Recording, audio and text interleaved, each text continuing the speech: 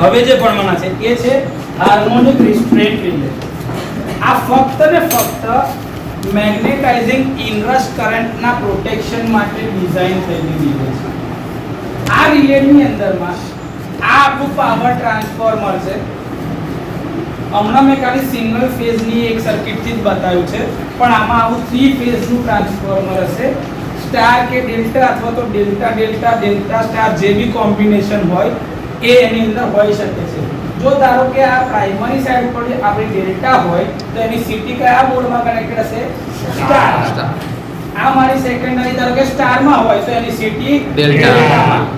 એ connection એવી રીતે કરવામાં આવે કે નોર્મલ કન્ડિશનમાં રિલેની ઓપરેટિંગ કોઇલમાંથી કોઈ કરંટ પાસ થાય એટલે કે રિલે મારું ડિફરન્શિયલ પ્રોટેક્શનમાં કમ્પ્લીટ ઓપરેટ થાય અને નોર્મલ કન્ડિશનમાં ઓપરેટ થાય એટલે હેલ્ધી કન્ડિશનમાં રિલે ઓપરેટ થવા દેશે નહીં. પણ હજી જે હું આ ટ્રાન્સફોર્મરને સ્વિચ ઓન કરું છું, આ ટ્રાન્સફોર્મર મારું સ્વિચ ઓન થાય છે તો એ ટાઈમ દરમિયાન જે આપણે વાત કરીએ કે ભાઈ ઓછા રેઝિસ્ટન્સના કારણે બહુ હેવી કરંટ જાય છે અને એ હેવી કરંટની અંદરમાં ડીસી કમ્પોનન્ટ, હાર્મોનિક કમ્પોનન્ટ અંદર મિક્સ થયેલા હોય છે અને એમાં સૌથી વધારે હોય છે સેકન્ડ હાર્મોનિક કમ્પોનન્ટ કે જેની વેલ્યુ 70% લગીન હોઈ શકે છે, 40 to 70%. તો એ હાર્મોનિક કમ્પોનન્ટને આપણે રિસ્ટ્રેન કરવાના છે. આમાં થર્ડ હાર્મોનિક બી એટલી જ વધારે હોય છે. થર્ડ હાર્મોનિકની વેલ્યુ બી 10% થી 30% સુધીની હોય છે અને 4 to 7 હાર્મોનિક જે હોય એ બધી 5-5% એટલે બહુ ઓછી. પણ એટલે ટૂંકમાં એવું કહેવાય કે એમાં ફંડામેન્ટલ એટલે કે 50 હર્ટ્ઝની ફ્રીક્વન્સી સિવાય બીજા 7 હાર્મોનિક એટલે કે 350 હર્ટ્ઝ સુધીનો સિગ્નલ આમાંથી પાસ થતા હોય છે. જો ફર્સ્ટ એટલે કે ફંડામેન્ટલ,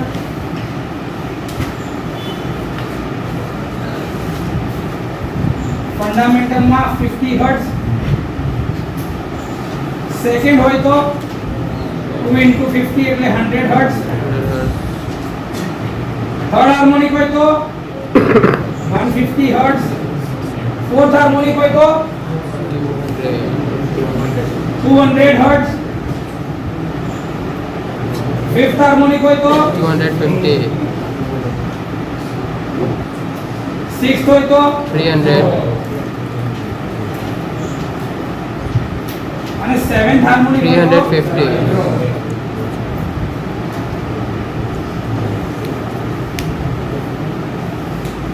તો વિચાર કરો કે આ 50 હર્ટ્ઝની ફ્રીક્વન્સી આપણી ફંડામેન્ટલ છે અને આ 350 હર્ટ્ઝ એટલે કે 50 હર્ટ્ઝની જે એક સાયકલ હોય ને પોઝિટિવ નેગેટિવની, તો એ ટાઈમ દરમિયાન આની કેટલી સાયકલ હોય? 7. એટલે એક બાજુ 3.5 ને બીજી બાજુ 3.5. તો એક તમારી 50 હર્ટ્ઝની સાયકલ આવે ને એમાં એની 7 સાયકલ હોય છે. ફ્રીક્વન્સી ઓછી થાય ને એમ એની સંખ્યા પર સેકન્ડ નાની થતી જાય છે. તો આવું થતું હોય છે. તો આ હાર્મોનિક કમ્પોનન્ટ જે છે એને આપણે રોકવાના છે. તો હવે શું કર્યું છે કે જો પાવર ટ્રાન્સફોર્મરને મૂકી અમારી સીટી છે પ્રાઇમરી સાઈડ પર અને આ મારી સેકન્ડરી સાઈડ પર. અગેન જ્યારે આવા હાર્મોનિક કમ્પોનન્ટ આવતા હોય મેગ્નેટાઇઝિંગ ઇનરશ, તો ટ્રાન્સફોર્મર જે ઓપરેટ થાય છે કયા મોડમાં ઓપરેટ થાય છે? ડિફરન્શિયલમાં. એટલે કે ડિફરન્શિયલ પ્રોટેક્શન એનું એક્ટિવ થશે. મારે એને ડિફરન્શિયલમાં ઓપરેટ નથી કરાવવું અને મારે આ હાર્મોનિક કમ્પોનન્ટને કાઢી નાખવા છે ડીસી ઓફસેટની સાથે, તો મારે પાવર ઇલેક્ટ્રોનિક્સની મદદ લેવી પડશે. તો મેં અહીંયા આગળ મારી ફિલ્ટર સર્કિટ અને બ્રિજ સર્કિટ, રેક્ટિફાયર વાળી બ્રિજ સર્કિટ બનાવી છે. તમે આ બ્રિજ સર્કિટને રેક્ટિફિકેશન મોડ એટલે કે ડીસી માં વાપરવું હોય તો બી થઈ શકે છે, આવું ઇન્વર્ટર માટે બી હોઈ શકે છે ને. તો આપણે કયા મોડમાં વાપરવું છે? તો કે આપણે એસી સપ્લાય માટે, એટલે આપણે એને ખાલી ઇન્વર્ઝન મોડમાં ચાલુ રાખીશું. તો આ જે છે એ મારું એક ટ્રાન્સફોર્મરની કોઇલ છે જે આઇસોલેટિંગ ટ્રાન્સફોર્મર અહીંયા આગળ જે છે આ રેશિયો પરથી આવવા દેશે સિગ્નલ. આ ટ્રાન્સફોર્મરનું ઇનપુટ જો મેં અહીંયા આગળ આપ્યું એમાં અને નામ આપવા હોય તો આ એ બી સી અને ડી. એ અને સી ની વચ્ચે મેં મારો આ ટ્રાન્સફોર્મરનો સપ્લાય આપ્યો. કેટલો કન્સ્ટ્રેન્ટ આવી રહ્યો છે ઇનપુટનો એના આધારે આ વેરીએબલ જ છે. તો જે ઇનપુટ આવતું હતું એ સેકન્ડરી નો કરંટ મારો અહીંયા આગળથી રિલેમાં જશે સીટી રેશિયો પ્રમાણે. ધારો કે આ સીટી 1000:1 ની છે તો સીટી માં અહીંયા આગળ કેટલો કરંટ હશે 1 એમ્પિયર અને સેમ આઇડેન્ટિકલ સીટી અહીંયા આગળ હશે 1000:1 એટલે અહીંયા બી કેટલો કરંટ જતો હશે 1 એમ્પિયર. તો એ મારો 1 એમ્પિયર નો જે કરંટ જઈ રહ્યો છે એના માટેનું મેં અહીંયા સેટઅપ કર્યું છે કે અહીંયા આગળથી આ પાથમાં જશે ઇનપુટમાં આ જે કરંટ આવ્યો એની અંદરથી આને કહેવાય થ્રુ બાયસ કે જેમાં fundamental plus DC plus harmonic બધા જ કમ્પોનન્ટ અવેલેબલ હશે. મેં એને શું આપ્યું બાયસ કોઇલ આપી છે જેમાં હાર્મોનિક બાયસ અહીંયા આગળથી જશે કે હાર્મોનિક્સ અહીંયા આગળથી કાઢી નાખવાના છે એટલે અહીંયા કયા કમ્પોનન્ટ નીકળી જશે હાર્મોનિક. તો આ અને આ બંનેના ઇનપુટને બેલેન્સ કરીને અહીંયા આગળ રિલેની રિસ્ટ્રેનિંગ કોઇલ મૂકેલી છે. શું મૂકેલું છે રિલેનું? જો એ કમ્પોનન્ટ વધારે હોય આના કરતા આ કમ્પોનન્ટ ઓછો જશે તો આ બાકી રહેલો કમ્પોનન્ટ કયો રહ્યો ફંડામેન્ટલ પ્લસ ડીસી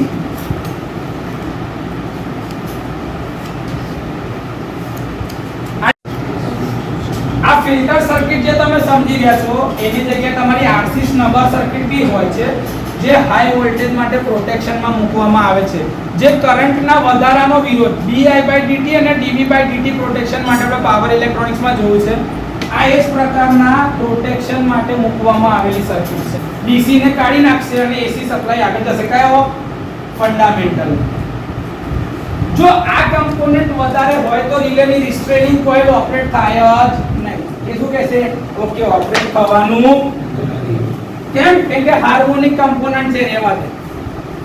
ધારો કે હાર્મોનિક ના જ હોત હાર્મોનિક કમ્પોનન્ટ હોત જ નહીં ખાલી એકલો ફંડામેન્ટલ નો જ કમ્પોનન્ટ હોત તો જેટલું સિગ્નલ અહીંયા આગળ હોત એટલું સિગ્નલ અહીં બી મળત અને એ સિગ્નલ આગળ બી જવા દેતું તો રિલેની ઓપરેટિંગ કોઇલમાંથી સપ્લાય જતો ઓપરેટ જાય ને તો રિલેની ઓપરેટિંગ કોઇલમાંથી સપ્લાય જાય તો રિલેની કોઇલ ઓપરેટ કેમ ભાઈ ફોલ્ટ હતો એટલે હાર્મોનિક તો છે જ નહીં ને. આ રિલે બીજું કામ શું જોવે છે કે ભાઈ ખરેખર હાર્મોનિક અવેલેબલ છે કે નહીં. જો અહીંયા કરતી જે આ થ્રુ કમ્પોનન્ટમાં ખાલી ને ખાલી ફોલ્ટ થયો હોય ત્યારે ફંડામેન્ટલ કમ્પોનન્ટ જ હશે ત્યારે હાર્મોનિક કમ્પોનન્ટ હશે અને હશે તો એ અહીંયા બેલેન્સમાં જોશે કે ભાઈ કમ્પેર કરશે કે ભાઈ સેકન્ડ હાર્મોનિક છે એટલે કે આ ઇનરશ છે કે ઇનરશ નથી એ મગજ આ છે. જો હોય ઇનરશ તો એ કમ્પોનન્ટને રાખી મૂક ભાઈ અને બેલેન્સ કર તો રિસ્ટ્રેનિંગ કોઇલ કહેશે હા તો ભાઈ જવા દે તો ઓપરેટ થવાનું. પણ હવે ફોલ્ટ જ છે તો હાર્મોનિક કમ્પોનન્ટ અવેલેબલ જ નથી ખાલી ફંડામેન્ટલ નો કમ્પોનન્ટ છે તો ફંડામેન્ટલ નો કમ્પોનન્ટ તો અહીંથી રિલેની ટ્રીપ કોઇલમાંથી જશે જ. તમે શું કર્યું અહીંયાથી હાર્મોનિક કાઢી નાખ્યા પણ હોય તો નીકળશે ને. ફંડામેન્ટલ હશે એને તો જવાબ દેશે એટલે કે ફંડામેન્ટલ અને ડીસી કમ્પોનન્ટ તો અહીંથી જશે જ. ડીસી ને અહીંયા તમે ફિલ્ટર આઉટ કરી દો તો રહ્યો કયો ફંડામેન્ટલ. તો ફંડામેન્ટલ કમ્પોનન્ટ થી સિગ્નલ જશે આગળ રિલેની ઓપરેટિંગ કોઇલ. તો આ રિલેની ઓપરેટિંગ કોઇલમાંથી કરંટ જો પાસ થાય તો કોઇલ એનર્જાઇઝ થશે. કોઇલ એનર્જાઇઝ થાય તો ટ્રીપ કોઇલ એનર્જાઇઝ કરશે બ્રેકરની અને બ્રેકરને શું કરશે તો જ્યારે ફોલ્ટ થયો હશે ને તો બી આ રિલે ખોટી ઓપરેટ થશે એટલી સેન્સિટિવ છે. આ ખાલી ને ખાલી જે કમ્પોનન્ટ લગાડ્યો છે કરંટને લિમિટ કરવા માટે એડજસ્ટેબલ રેઝિસ્ટર બેલેન્સ કરવા માટે. કેમ કે ભાઈ પાયલોટ વાયરની લેન્થ પ્રોપર ના બી હોય કોઈ વાર તો આપણે જોયું હતું કે પાયલોટ વાયરની લંબાઈ બરોબર ના હોય તો એક એડજસ્ટેબલ રેઝિસ્ટર મૂકેલો હોય છે એ લેન્થને બેલેન્સ કરવા માટે જેથી કરીને ડિફરન્શિયલ પ્રોટેક્શન ખોટું ઓપરેટ ના થાય એટલા માટે મૂકેલો છે એડજસ્ટેબલ રેઝિસ્ટર. ક્લિયર? કોઈ ડાઉટ?